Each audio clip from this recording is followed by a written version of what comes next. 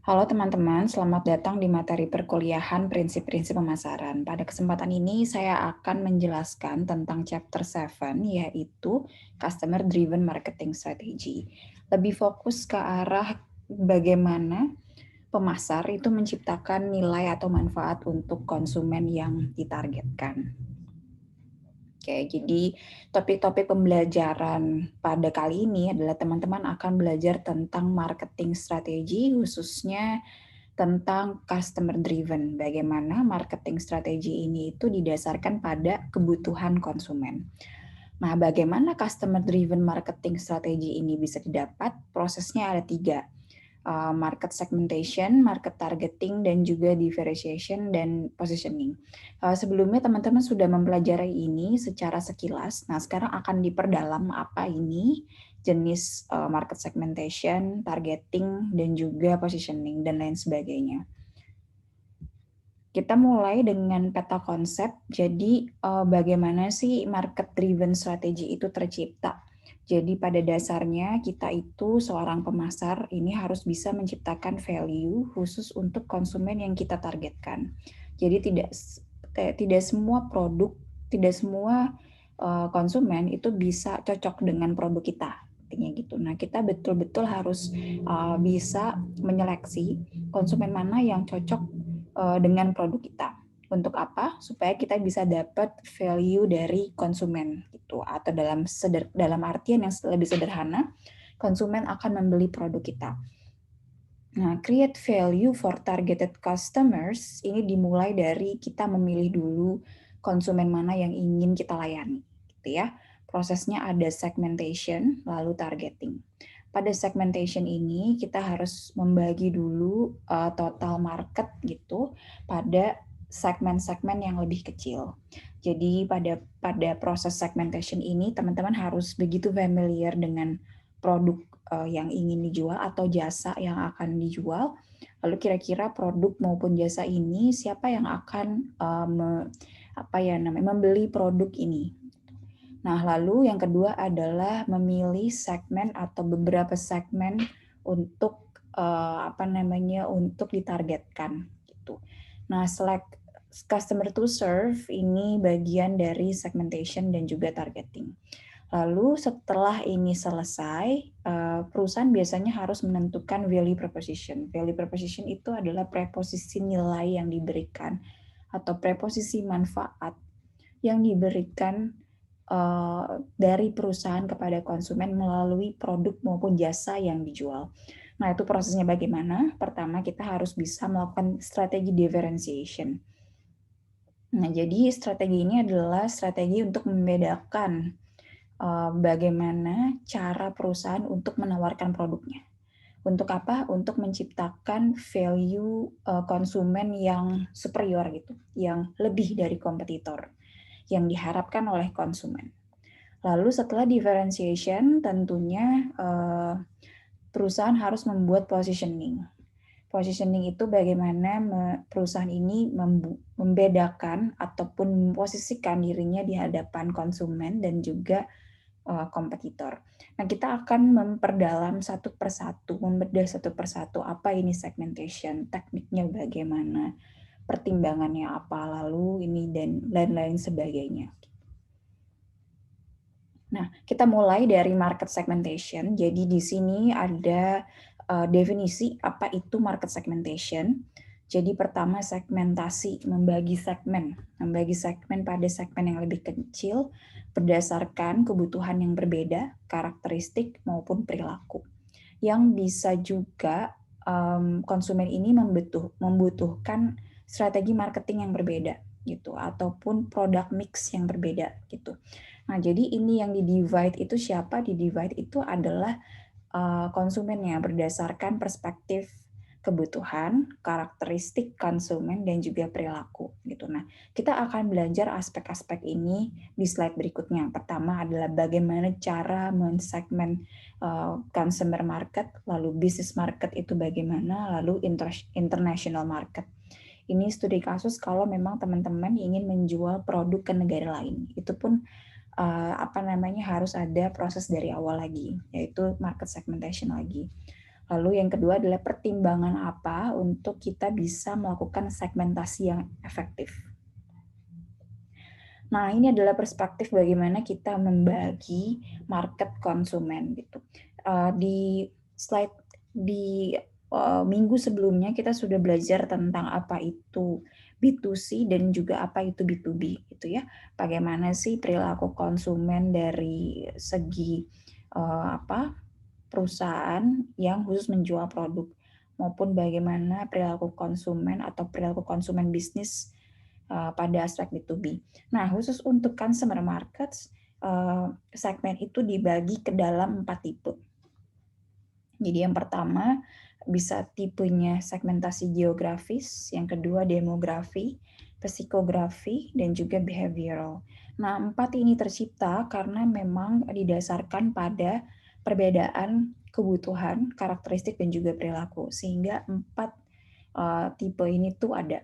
Nah, yang pertama yang harus diperhatikan yang paling gampang ini adalah geografi.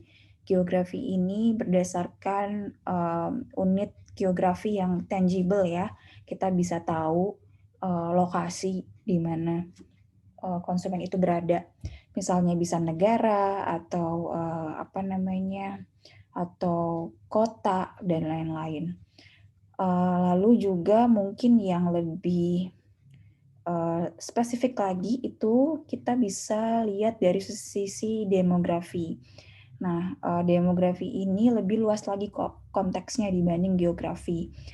Demografi ini contohnya berdasarkan umur, gender, lalu ukuran keluarga, life cycle family, income, occupation, religion, race, dan lain sebagainya. Apa yang membedakan geografik dan juga demografik khususnya pada misalnya kalau geografi itu lingkup cakupan wilayahnya jelas ya. Kalau misalnya di demografi kita lihatnya itu lebih ke suku. Misalnya produk-produk makanan yang paling gampang. Produk makanan asal Garut itu kita bagi itu termasuk ke dalam geographic segmentation. Kalau teman-teman mau jual bakso aci misalnya di Garut, nah harus bisa membagi bagaimana sih kebutuhan di lokasi itu. Nah, baru selanjutnya apakah kebutuhan di lokasi itu dipengaruhi juga oleh occupation. Nah, itu juga harus dilihat kembali.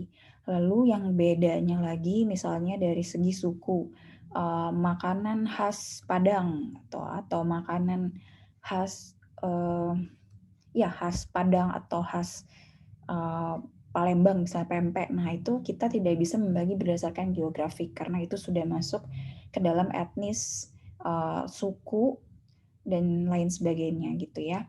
Jadi itulah yang demografik gitu. Kalau dalam bisnis ini yang lagi hits gitu ya, lagi sering menjadi perbincangan itu adalah soal generasi, terutama generasi millennials. Nah, yang lebih abstrak lagi ini adalah psikografi segmentation gitu. Nah, ini juga bisa dibagi ke dalam kelas sosial. Kelas sosial itu kita bisa lihat berdasarkan ya contohnya produk-produk luxury, produk-produk ekonomis gitu ya. Nah, itu berdasarkan social class, lalu juga bisa berdasarkan gaya hidup dan juga kepribadian. Tentunya ini juga didasarkan pada tipe produknya gitu, kebutuhan produknya bagaimana dan sebagainya. Nah, lalu yang terakhir adalah behavioral segmentation. Ini membagi pembeli berdasarkan ilmu, perilaku, kecondongan perilaku. Attitudes itu adalah cara konsumen mengevaluasi sebuah perspektif, penggunaan maupun respon terhadap produk. Ini bisa dibagi lagi ke dalam locations. Itu kita bisa lihat di jasa hotel ya. Jasa hotel itu ada yang misalnya weekend, ada yang hotel yang khusus untuk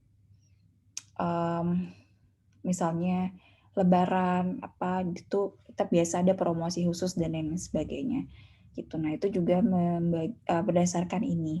Lalu juga manfaat yang dilihat oleh konsumen. lalu status pengguna, tingkat pengguna, dan juga status loyalty gitu. Nah, ini biasanya behavioral segmentation ini tuh sering sekali di produk jasa, misalnya bank gitu ya. Kita suka lihat tuh berdasarkan benefit gitu kalau teman-teman milih produk tabungan. Nah, itu biasanya kita mencari benefitnya apa, bunganya berapa gitu ya. Terus juga kalau misalnya teman-teman lihat ke apa namanya jasa dokter gitu, klinik-klinik. Nah, biasanya kita lihatnya loyalty status gitu. Biasanya tuh mereka berlomba-lomba orang untuk bisa tetap apa namanya perawatan di situ dan lain sebagainya. Nah, ini yang contoh kasus yang tadi sudah saya jelaskan itu hanyalah sebagian besar gitu ya. Nah, bisa jadi produk itu ada beberapa produk yang bisa saja segmentasi ini bisa dibagi ke dalam semuanya. Namun kecenderungan beberapa sektor itu ada yang lebih ke arah misalnya yang tadi jasa itu behaviorals. Misalnya nih produk-produk luxury, psikografi, dan lain sebagainya. Nah, itu adalah pekerjaan seorang marketer gitu. Bagaimana mereka itu melihat kebutuhan konsumen pada produk yang dijual atau jasa yang dijual. Nah, terkadang dalam segmentasi itu kita bisa aja ada mengidentifikasi lebih dari beberapa target grup yang lebih baik gitu ya, lebih kecil lagi. Nah, ini biasa jarang sih dilakukan. Misalnya kalau ini studi kasusnya adalah berdasarkan sosial group gitu. Nah, di sosial group itu misalnya pekerjaannya adalah ibu rumah tangga gitu. Nah, itu ternyata di ibu rumah tangga tuh ada lagi segmen yang punya kebutuhan yang berbeda gitu ya. Ada yang segmennya itu terorganisir, ada yang mungkin dan juga ada juga berdasarkan social groups. Nah, multiple segmentation itu adalah subsegmentasi gitu. Misalnya dari sosial, dari apa, dan juga multiple segmentation itu biasanya lebih dari segmen yang kita teliti. Itu lebih dari satu segmen yang kita teliti. Gitu, dan itu saling berhubungan. Intinya adalah kita bagaimana perspektif segmentasi ini adalah tergantung dari kemampuan marketable groups gitu ya, kemampuan si konsumen ini tuh untuk ngeh dengan kebutuhan dari produk kita. Gitu. Lalu selanjutnya khusus untuk international market. Ini tuh juga agak berbeda lanskapnya kalau teman-teman tuh mau menjual di lanskap nasional, lanskap yang kita home base brandnya tuh di situ gitu. Kadang-kadang ada beberapa pertimbangan. Misalnya yang paling gampang itu kalau kita lihat misalnya Indomie ya. Kita mau jual produk ini di Belanda, pasti rasanya berbeda dengan di Indonesia gitu. Nah, itu karena faktor apa? Karena faktor cultural gitu.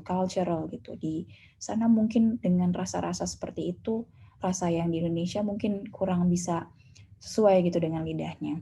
Lalu juga misalnya faktor ekonomi. Nah, ini kita juga bisa menyesuaikan harga gitu ya. Misalnya harga terjangkaunya di Belanda berapa, di Indonesia berapa, nah itu pun juga dipengaruhi. Lalu faktor geografik ini juga sama. Ini biasanya juga kita menentukan ada beberapa kasus, contohnya adalah intermarket segmentation. Misalnya produk makanan gitu ya.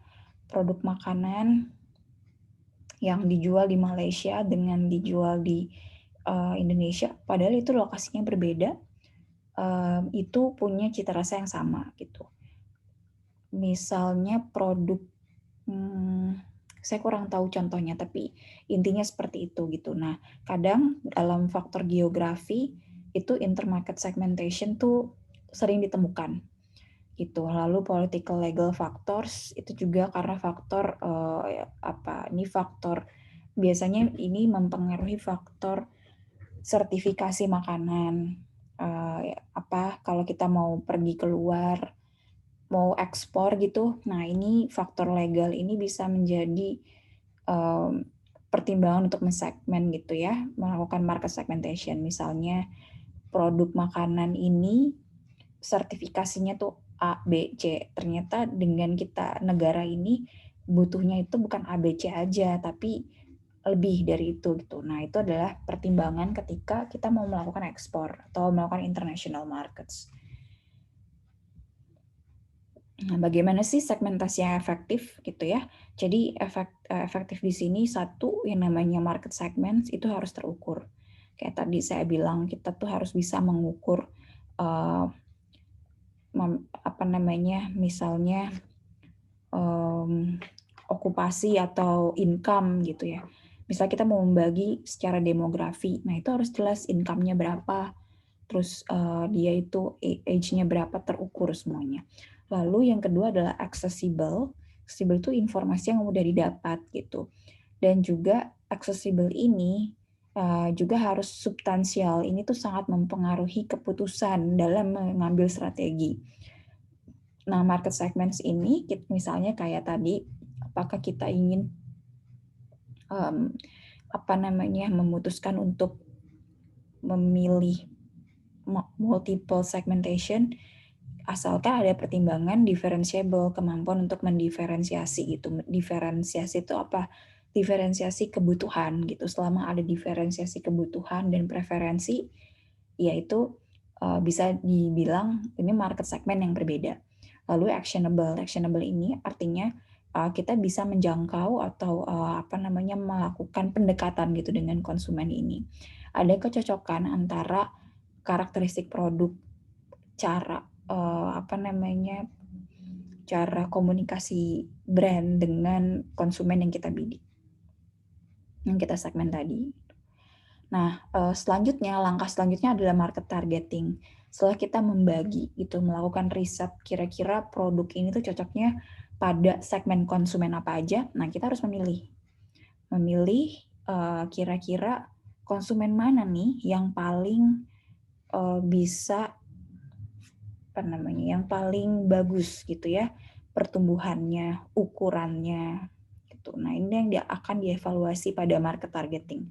Pertama adalah ukuran, pertumbuhan, lalu attractiveness-nya, lalu juga tujuan dari perusahaan ini. Tentunya perusahaan itu punya visi misi ya. Apakah visi misi ini tuh cocok dengan kriteria konsumen yang kita pilih, dan juga resource gitu, kemampuan perusahaan untuk bisa memasarkan produk itu. Misalnya kemampuan SDM, apakah memang SDM kita tuh cocok gitu ya untuk bisa bisa berinteraksi dengan konsumen ini. Nah, target market ini biasanya kita pilih karena karena memang mereka itu target market itu bisa lebih dari satu, contoh kasusnya. Karena kedua jenis segmentasi ini sharing common needs atau karakteristik yang cocok dengan objektif perusahaan. Nah, ini adalah hierarki gitu ya, hierarki bagaimana target market segments gitu. Kita tuh menarget market segments. Mulai dari kita tuh menarget segmentasi market yang sangat luas gitu. Ataupun yang sangat sempit.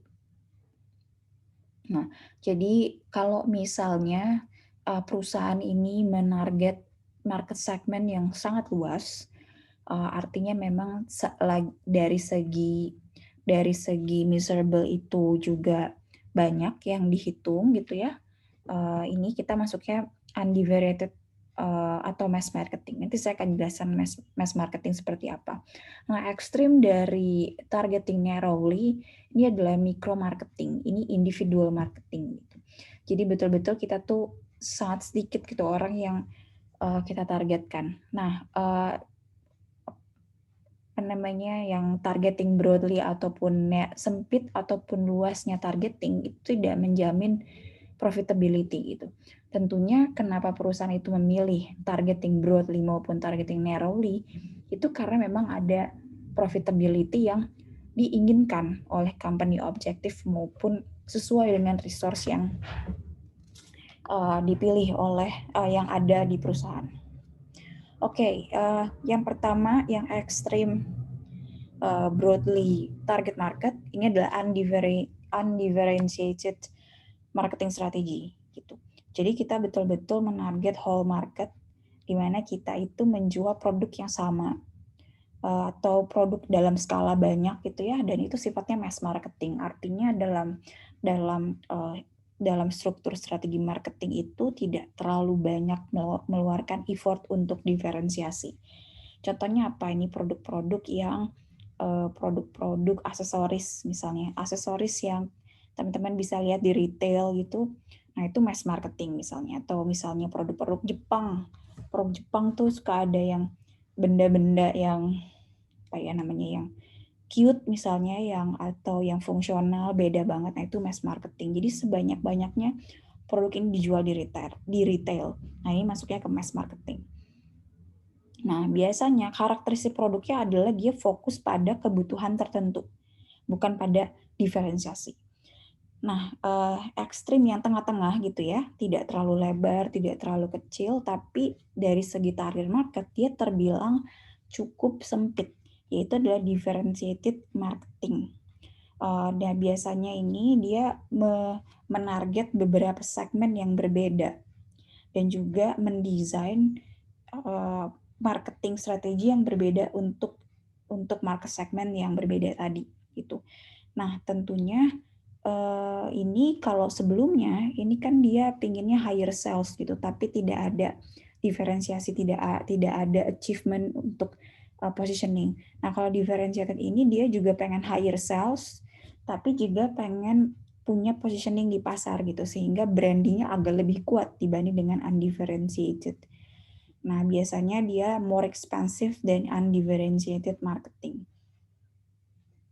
Misalnya kita bisa lihat nih, teman-teman kalau jalan-jalan ke Jogja Sunda, misalnya kan suka ada ini roti dari brand Jogja itu sendiri. Nah, brand dari Jogja itu sendiri, dia memang mendesain market segmen itu untuk konsumen Jogja maupun konsumen mungkin yang di luar Jogja gitu, yang mungkin dia kalau ke Jogja bisa ngelihat produk ini. Di situ bisa terlihat brandingnya seperti apa. Terus juga higher sales juga kan di situ juga tinggi gitu, tingkat purchase-nya juga tinggi dan lain-lain. Nah, micro marketing. Micro marketing ini sudah lebih narrow lagi, sudah lebih sempit lagi dari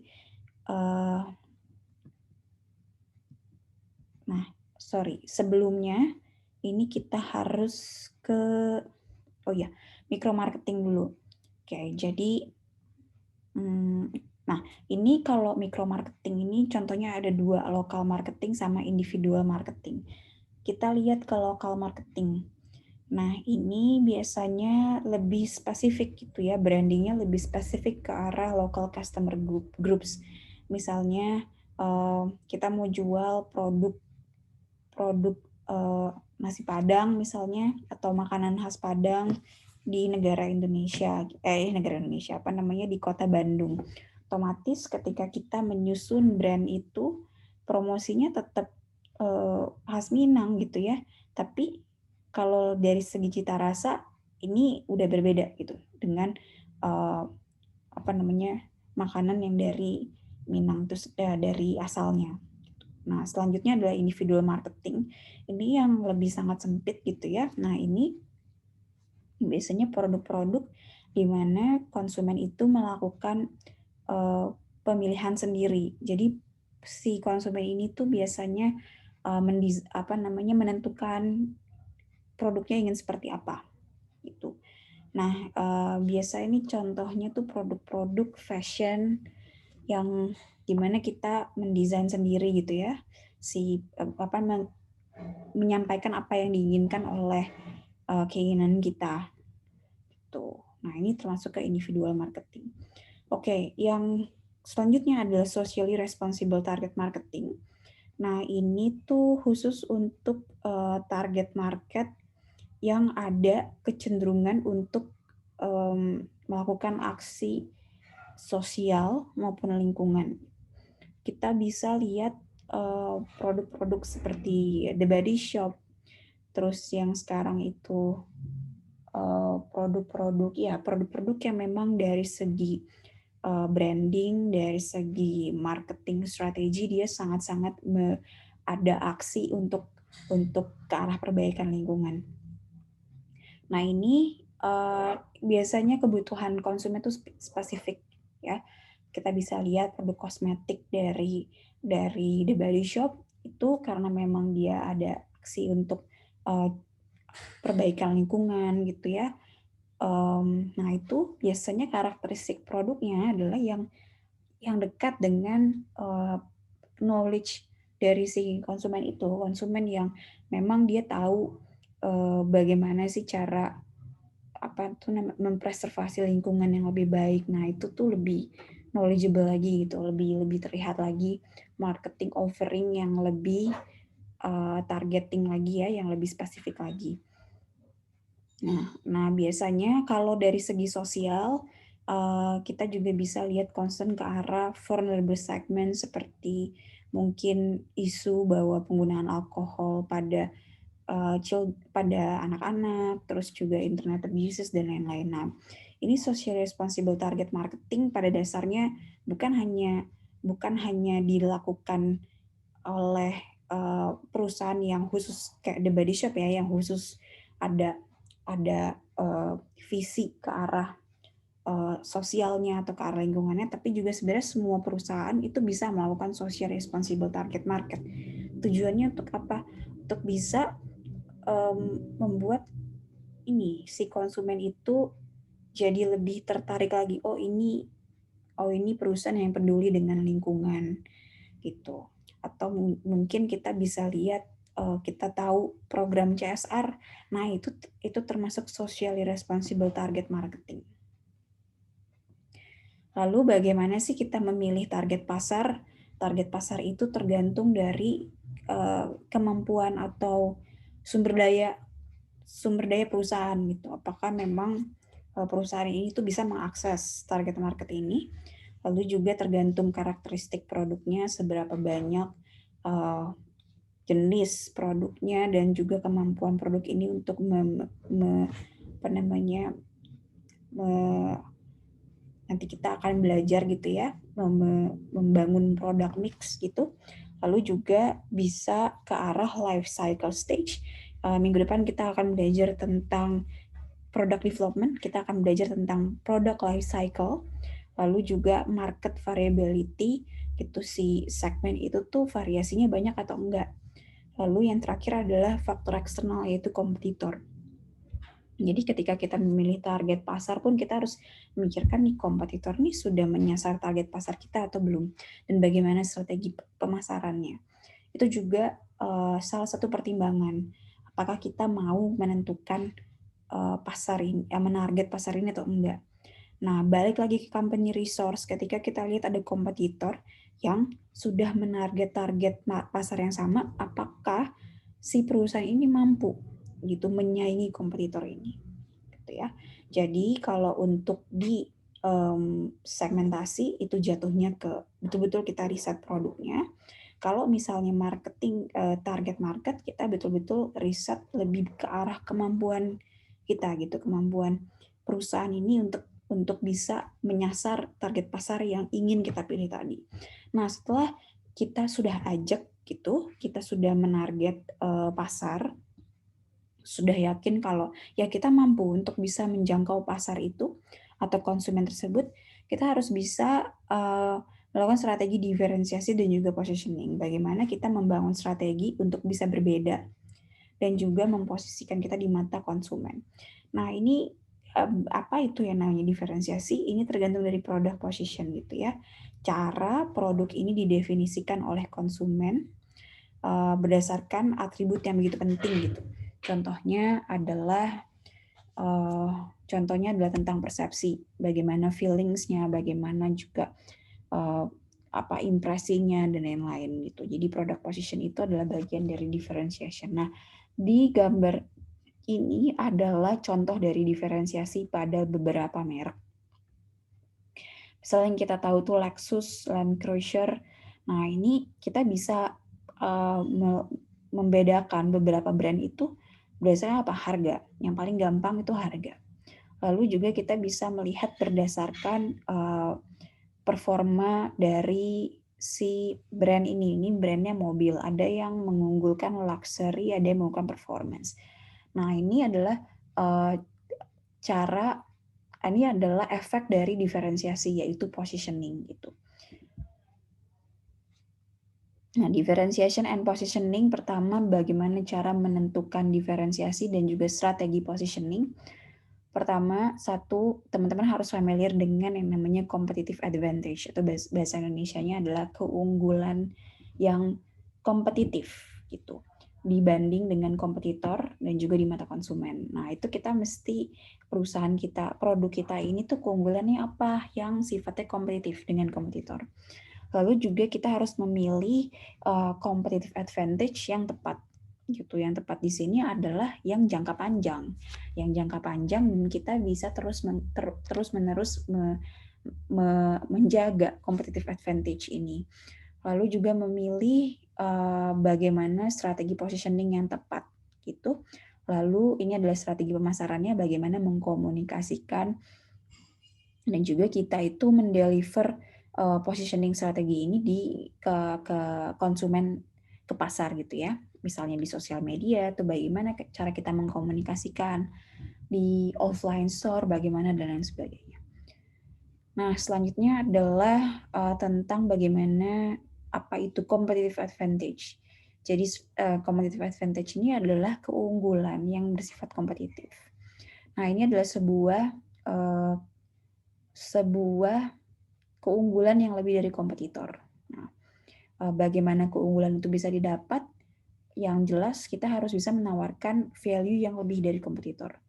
Bisa karena harga yang lebih lebih rendah ataupun benefit yang lebih banyak itu sehingga harga benefit yang banyak itu bisa meyakinkan harga yang lebih tinggi. Nah, ini juga selanjutnya gitu bagaimana kita memilih diferensiasi. Tentunya kita bisa berbeda dari kompetitor berdasarkan produk, jasa, ataupun channel differentiation. Channel differentiation ini kalau kita lihat berdasarkan misalnya contoh antara kopi kenangan sama janji jiwa misalnya. Kopi kenangan itu ada App Store, ada aplikasi di iOS atau apps gitu, sembarangan di janji jiwa mungkin nggak ada gitu. Nah, itu adalah channel differentiation. Lalu people differentiation. Nah, ini cocok untuk pegawai hotel gitu ya. Pegawai hotel itu kita bisa lihat dari segi atribut, cara penyampaiannya bagaimana. Hotel syariah dengan hotel non syariah itu people differentiation-nya kuat. Nah, yang hierarki paling tinggi adalah image differentiation. Gabungan antara product differentiation, service, channel, people, ini ngebentuk image yang berbeda itu di mata konsumen. Dan image differentiation ini hanya dibentuk di perpikiran konsumen. Nah, selanjutnya adalah bagaimana sih kita itu menentukan diferensiasi. Pertama itu harus penting. Kayak tadi ya, diferensiasi itu penting dari segi produk, channel, ataupun image. Lalu yang kedua berbeda. Lebih unggul, bisa dikomunikasikan.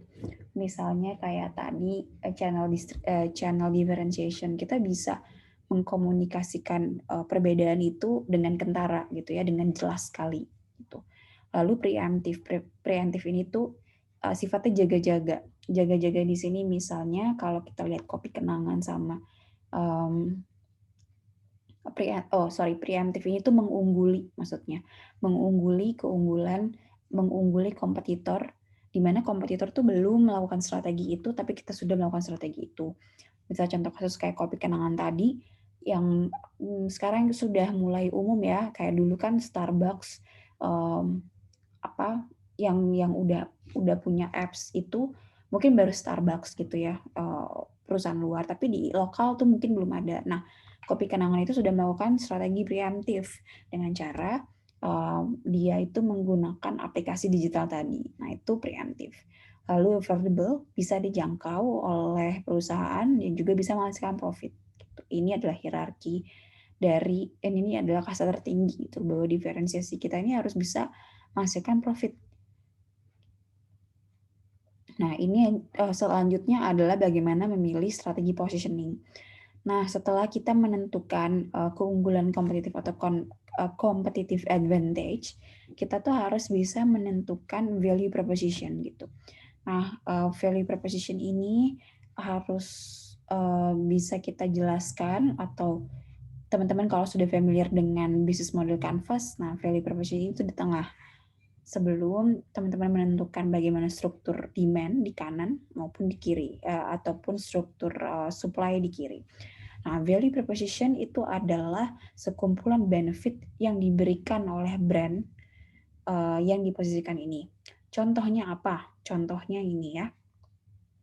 Nah, misalnya di sini berdasarkan harga sama benefit gitu. Kita harus bisa membandingkan produk kita ini dari segi harga gitu ya dengan kompetitor itu di mana, apakah kurang, sama maupun lebih gitu. Nah, di sini kita harus bisa mengambil menyesuaikan benefitnya. Misalnya teman-teman kalau price-nya itu lebih, ya benefitnya juga harus lebih. Jangan justru sama dengan kompetitor, maupun kurang dengan kompetitor. Atau misalnya the same. Nah, ini more for the same itu tengah-tengah gitu.